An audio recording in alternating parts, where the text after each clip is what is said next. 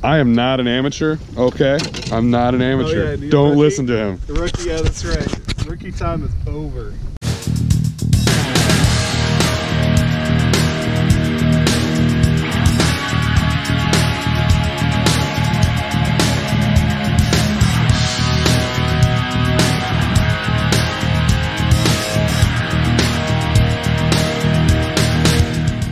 Hey guys, welcome to Show Me the Hogs. In this episode, we're going to be celebrating my main man Billy because it's his birthday. It is your birthday period. Statement of fact. Happy birthday, buddy. I can't believe how bad this looks. And what does an avid angler want to do more than anything on his birthday? Go fishing, of course. And you know what? This party got a lot crazier than anyone would have expected. Since Billy was the birthday boy, he got to choose where we were going to go fishing, and due to my work constraints, that kind of put a limit on where we could go. So Billy wanted to stay close to home and bass fish the lower Meramec River from Fenton down to Arnold. Now this stretch of river is notorious for being a terrible bass fishery, but if there's any human on earth that's going to prove that notion wrong, it's going to be Billy Crow. Give him hell, Bill. I have to be honest, I was not feeling great about the prospects of this trip because the river was falling, the water temperature was below 50 degrees, and there's that little devil on my shoulder telling me, Meramec sucks. We did have a plan though. In the fall, shad and other baitfish will migrate into creeks and lakes in search of oxygenated water. Where the baitfish are, so the bass will follow. The plan was to hammer creeks and lakes connected to the Meramec and target areas of 10 to 20 feet of water with plenty of cover and structure like sunken timber and rock piles. Now was the time to put the plan into action. Will it be a success? Why don't you tell me? Oh my gosh. Now is that a spot you think or a largemouth? I think it is a spot. It's not hard. Yeah, it's got pretty small jaws on it. Look at That's that. definitely a spotted.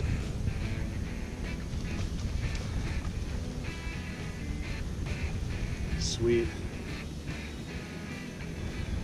That right there, guys, on a what, spinnerbait? Yep. We've been out here for what, 2 hours, not even, and we didn't have a whole lot of confidence coming out here today, but this right here redeems. I don't know if it redeems anything, but I think we can call this day a success. One fish. All right, let this guy go. Let them go, let them grow.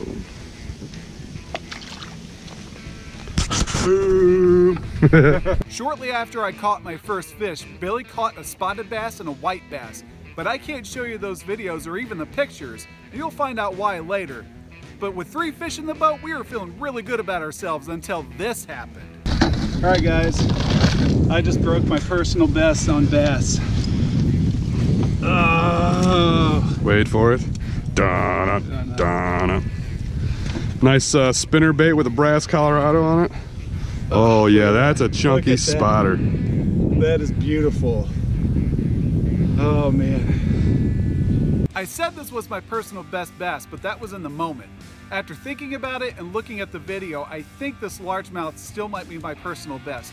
I caught it at Beach Reef Park in South St. Louis County, Missouri a couple of years ago. It measured out to about 19 inches, and I think that spotted bass may be a very similar size, but I couldn't really tell which was bigger based on the pictures.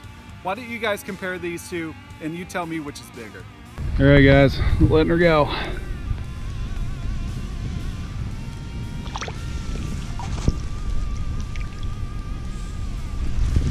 That was so freaking awesome. This day is the best, right? And the fun didn't stop there. You know, like that was an okay day. Yeah. So it's kind of like, yes, it's big too. Yeah, it's big. Yes, it is.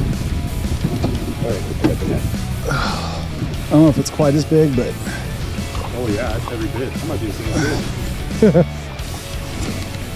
Got him. Nice. Nice. Right there, dude. I think we may need to just sit here. Sit right here. There might be sitting up there. Yeah. So let's after we get taken care of, we'll go. Yeah, right he's not quite as big. It's still a decent fish. He's fat. He's got a belly on him. Oh yeah, dude, that's a football, man.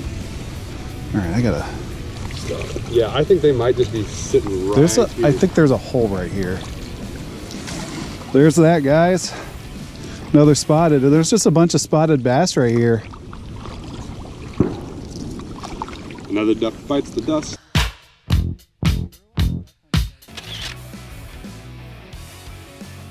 Bye, little buddy.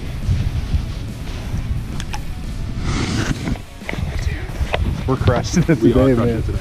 I was having a great day to this point, but it was time for the birthday boy to open his big present. Oh God. Oh, shit. Got him. Do you? Yeah.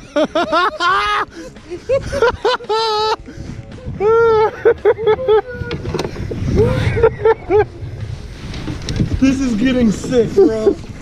I'm getting bored. Look where I had him. Right on the top of the head. I think you just missed it. Yeah, I did. Well, I felt it stop pumping. Dude, you called it too. You're like, watch, I'm gonna catch one right here. Are you rolling? Yeah. This is what I do. Chris gets tied up.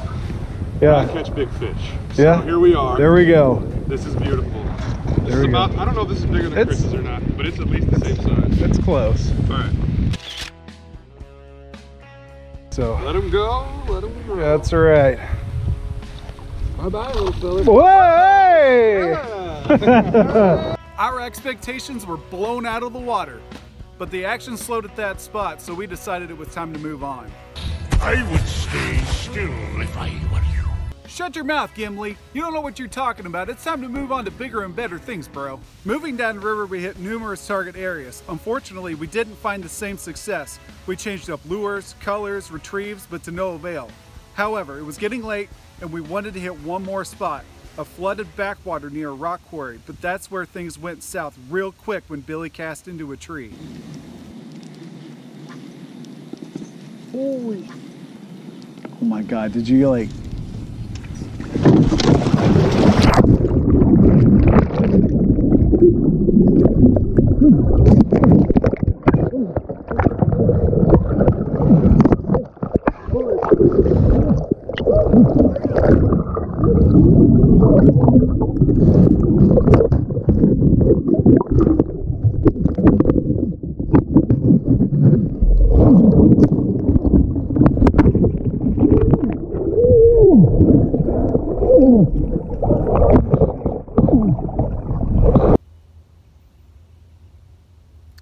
That was simply terrifying.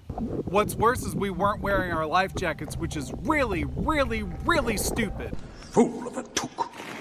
What happened to us when we went into the water, I cannot describe better than what Scientific American did in an article about U.S. Airways Flight 1549.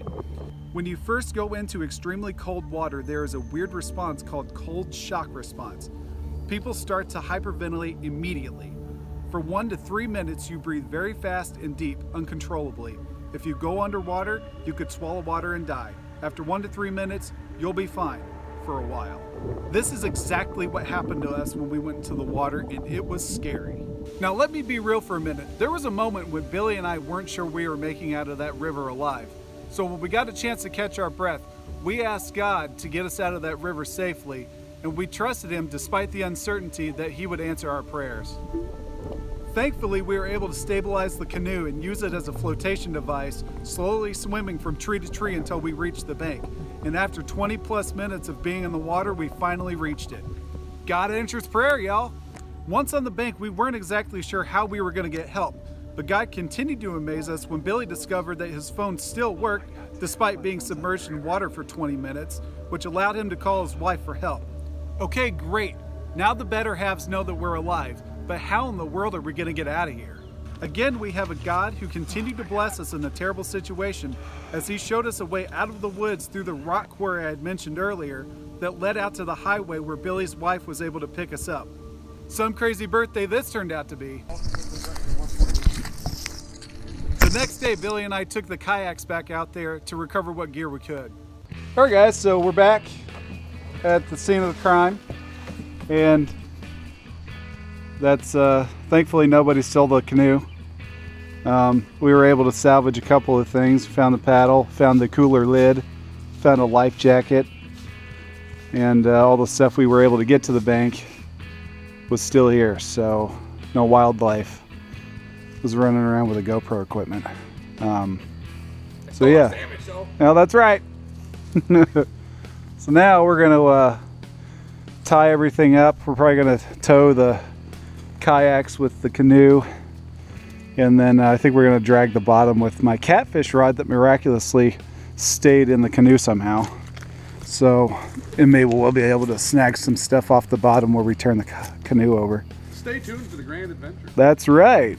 All right, so we're gonna shut the camera off and get to work. Thankfully, the trip back home was not as stressful as the day before. We stacked the kayaks, tethered them to the canoe, and towed them back to the boat ramp. But before we left, I made several casts with my catfish rig in hopes of snagging any gear off the bottom. Unfortunately, this proved unsuccessful, but in the end, Billy and I are just glad to be alive to tell the tale of a good God who blesses you with big birthday fish and watches over you when you capsize your canoe while not wearing life jackets. Well, that's going to be it for this episode, guys. I hope you enjoyed it. Leave a comment in the comment section below, letting us know what you thought of the episode. Also, leave any comments letting us know what you guys like about our videos, what you would like to see done differently to make your viewing experience more enjoyable. Also, leave us any comments letting us know what types of videos you guys would like to see in the future. Check out some of the other content on our channel. Don't forget to subscribe. Also, we're on Instagram, so check us out there. This has been Chris with Show Me the Hogs, and I hope to see you guys next time.